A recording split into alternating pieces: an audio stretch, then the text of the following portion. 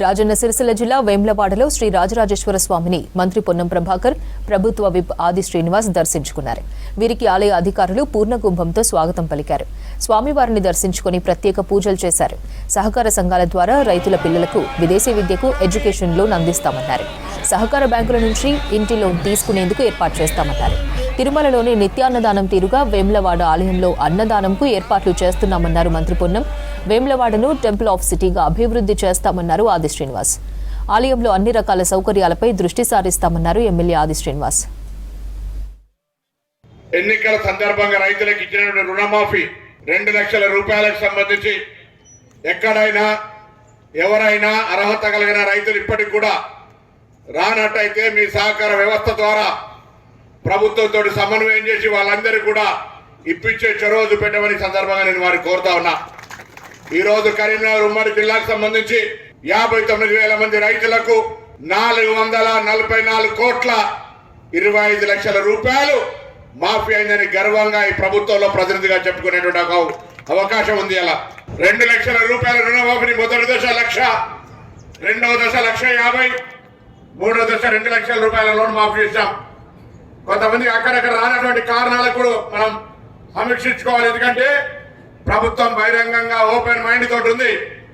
2018 December 12 కంటే ముందు loan తీసుకొని బకాయి ఉన్నటువంటి వాళ్ళకు మాఫీ కాదు. ఈ మాఫీలో ఏ వ్యవసాయ రుణం అయితే 2 లక్షలు తీసుకున్నారో 2 లక్షల పైన అప్పున్నప్పటికీ కూడా 2 లక్షల లోపల రుణమాఫీ తప్పకుండా అయితే ఎవరు కూడా ఆందోళన చెందొద్దు అనే మాట ప్రభుత్వ పక్షాన స్పష్టంగా తెలియజేస్తా ఉన్నాం. 17 తారీఖు నుంచి ప్రజాపాలన స్టార్ట్ అవుతా ఉంది.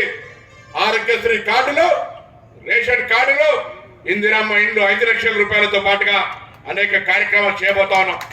ఎట్లయితే తిరుపతిలో వెంగమాంబ నిత్య అన్నదాన కేంద్రం ఉంటుందో వేములవాడలో కూడా ఆ విధంగా రాబోయే కార్తీక మాసంలో నిత్య అన్నదానం వేములవాడలో ప్రారంభించాలనే సంకల్పాన్ని ఆ శివుణ్ణి ప్రార్థిస్తా ఉన్నాం. మాకు ఆ శక్తిని, బలాన్ని మీ అందరికీ కూడా మనసులో ఆ కాంక్షను ఇచ్చి వేములవాడలో కూడా ఆ యొక్క నిత్య అన్నదాన సత్రాన్ని ఎటువంటి ఇబ్బంది లేకుండా ప్రజల సౌకర్యార్థం ప్రారంభించే విధంగా ఎవరు ఏం పండిస్తే, ఎవరు ఏం చేస్తే దానికి ఒక నియంత్రణ, ఒక పద్ధతి, ఒక వ్యవస్థను తీసుకొస్తాం.